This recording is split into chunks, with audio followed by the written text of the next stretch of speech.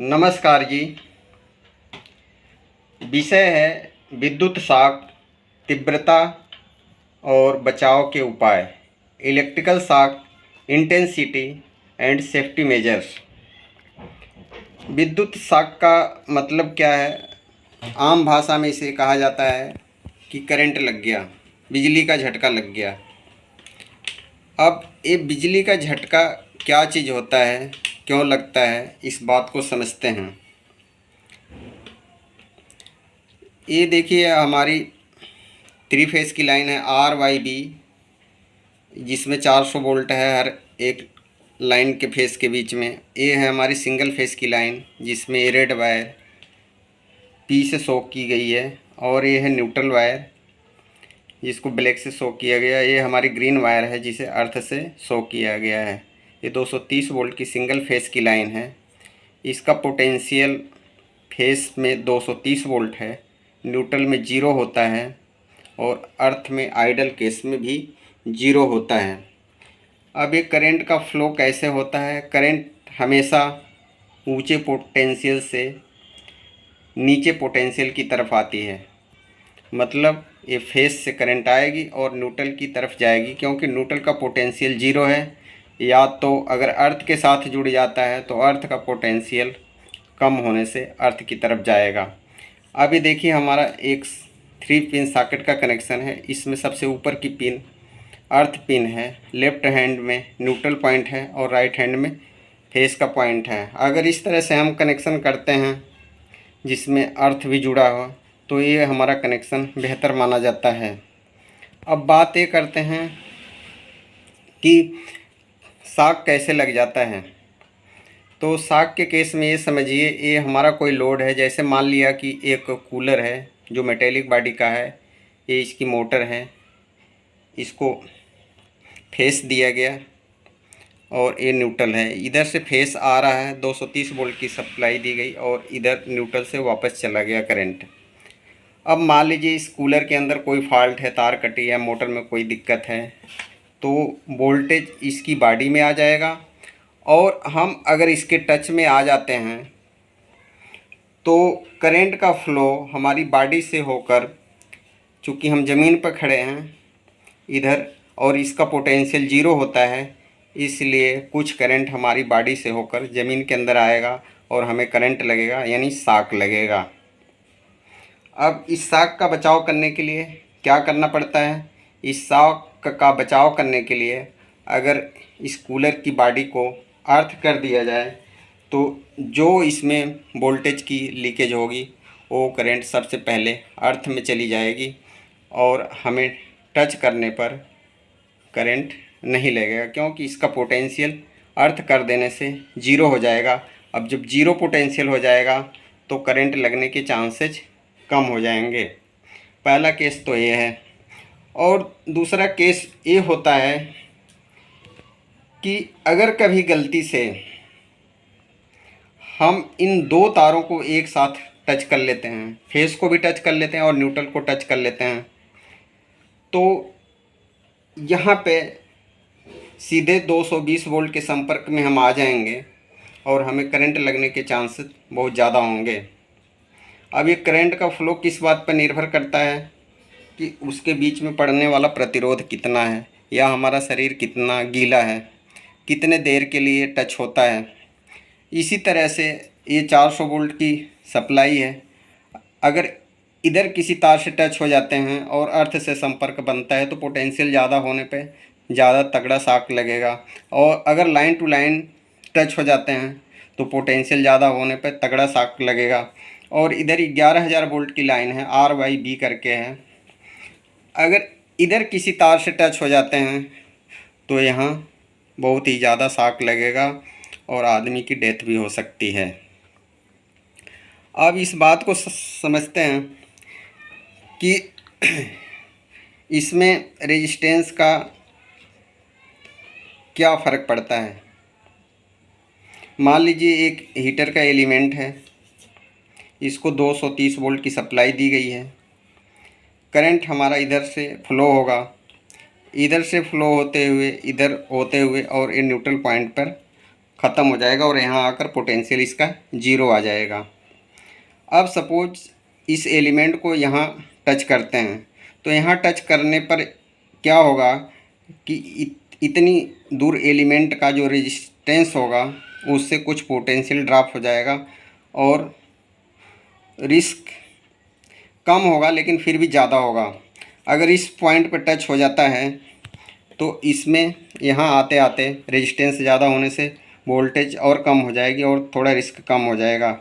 और फिर यहाँ अगर हम पहुँच जाते हैं तो ये न्यूट्रल पॉइंट पे आ जाते हैं, यहाँ पे पोटेंशियल बिल्कुल ज़ीरो हो जाएगा और यहाँ पे शॉक लगने का रिस्क कम से कम होगा।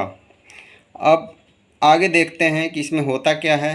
चूँकि voltage equal to I into R, I means current, R means resistance प्रतिरोध, और I equal to V upon R. इसका मतलब ये हुआ कि अगर हमारी वोल्टेज बढ़ती है और रेजिस्टेंस कम होता है तो करंट की वैल्यू ज़्यादा होगी। यही कारण है कि अगर हमारा शरीर ज़्यादा गीला होगा तो हमें करंट लगने के चांसेस ज़्यादा से ज़्यादा होंगे। और इधर देखिए फार्मूला है H equal to I square R T. H means heating, I means current का स्क्वायर, आर मीन्स रेजिस्टेंस और T means time in second. अब हीटिंग किस बात पे डिपेंड करेगी, यानी जल जाना। ये होगा जितना ज़्यादा करंट फ्लो होगा उसका स्क्वायर बनेगा, और रेजिस्टेंस ये हो गया बॉडी का, और ये टाइम हो गया सेकंड में। मतलब जितना ज़्यादा करंट फ्लो होगी और जितनी देर के लिए फ्लो होगी उसमें ज़्यादा नुकसान होगा। अब ये करंट का फ्लो इस बात पर भी निर्भर करता है कि बैकअप पावर कितनी है, पावर सोर्स कितना बड़ा है। अगर छोटा पावर सोर्स होगा तो वहाँ पे करंट की लिमिट बहुत कम होगी, माइक्रो एम्पीयर तक हो सकती है। लेकिन यही सोर्स अगर बहुत बड़ा है तो करंट की लिमिट कईयों 100 एम्पीयर तक हो सकती है। तो इन सब बातों का शॉक पर प्रभाव पड़ता है। अब हम देखते हैं कि इसके लिए सेफ्टी मेजर्स क्या अपनाने चाहिए। मान लीजिए हमारी फेस न्यूट्रल की सप्लाई, ये लोड है और ये मेटल बॉडी है, तो इसकी बॉडी को या कोई भी लोड हो, कोई भी पैनल हो, डीबी हो, मोटर हो, कोई भी मेटेलिक बॉडी हो, उसको हमेशा अर्थ कर देना चाहिए। ये अर्थ एक पॉइंट से होना चाहिए या डबल अर्थिंग में कनेक्ट कर देना चाहिए। इससे एक तो करंट लीकेज से बचाव होता है। दूसरा सबसे अच्छा तरीका ये है कि जो हमारे सप्लाई आती है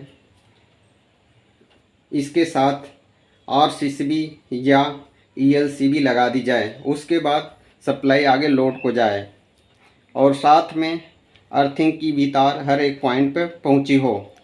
अब इस केस में क्या होगा कि इधर से अगर हमारी लोड को करंट आती है, ये लोड से होकर के वापस फिर न्यूट्रल को पहुंचती है। अगर बीच में कहीं कोई लीकेज हो जाती है तो ये हमारी आरसीसीबी या ईएलसीबी पूरी लाइन को ट्रिप कर देती है और हमें शॉक लगने से बचाव हो जाता है। ये बहुत कम मिली एम्पियर की लीकेज पर भी सिस्टम को ट्रिप कर देती है। ये आरसीसीबी या ELCB 30 milli ampere, 100 milli ampere और 300 मिली एम्पियर की रेटिंग में आती है, जो अर्थ फॉल्ट के केस में बहुत ही बचाव करती है। अब ये सेफ्टी मेजर्स हो गए।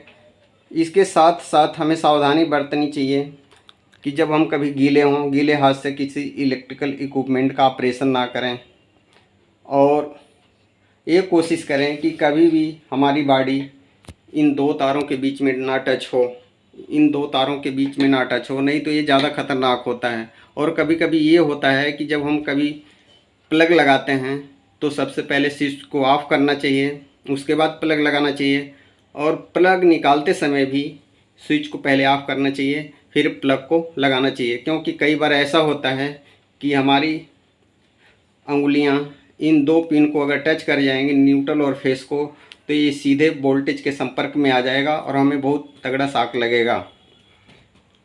तो हमें सावधानी भी बरतनी चाहिए और ख़ास करके बरसात के दिनों में सावधानी बरतनी चाहिए जब चारों तरफ नमी का माहौल होता है। और जहाँ कहीं भी हाई टेंशन की वायर हो, जहाँ रिस्क बहुत ज़्यादा होता है, वहाँ भी हमें दूरी बना के रखनी चाहिए। और अगर कभी हमारे कोई इक्विपमेंट ख़राब हो, जिनमें फॉल्ट हो, कोई कार्ड हो, कोई स्विच गियर हो, पैनल हो, डीबी हो, या कहीं भी अगर हमें कोई ख़राबी दिखती है तो उसे तत्काल जो है ठीक करवा लेना चाहिए। हमारी केबल खुली नहीं होनी चाहिए, जोड़ नहीं खुले होने चाहिए, प्रॉपर होने चाहिए, ढके होने चाहिए, जिससे हमारी सुरक्षा बढ़ जाती है और शॉक लगने के चांसेस कम हो जाते हैं।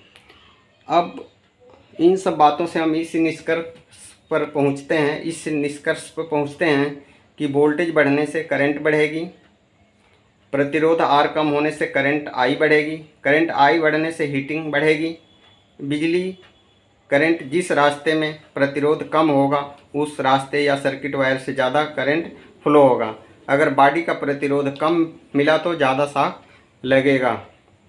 यही वजह है कि लो वोल्टेज की करंट पे थोड़ा रिस्क कम होता है, लेकिन अगर हम कभी हाई वोल्टेज लाइन की चपेट में आ जाते हैं तो उस समय हमें करंट बहुत ही ज़्यादा लगता है या शॉक बहुत ही ज़्यादा लगता है और किसी किसी केस में डेथ हो जाती है।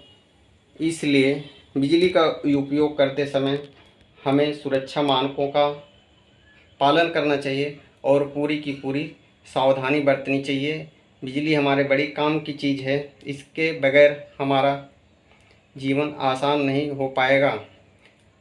ये बिजली हमारे प्रगति में बहुत ही सहायक है। बिजली का उपयोग करें, बहुत ही सावधानी पूर्वक करें और सुरक्षा के साथ करें। धन्यवाद।